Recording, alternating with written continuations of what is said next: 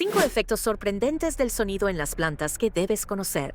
Las plantas reaccionan de manera positiva a la música clásica, creciendo más rápido y fuertes al escuchar melodías suaves. Los sonidos de la naturaleza, como el agua y el viento, estimulan la fotosíntesis en las plantas, favoreciendo su desarrollo. Los estudios han demostrado que el ruido blanco puede ayudar a las plantas a sobrevivir en entornos urbanos ruidosos. Ciertas frecuencias son consideradas beneficiosas y pueden influir en el crecimiento de plantas cultivadas en invernaderos.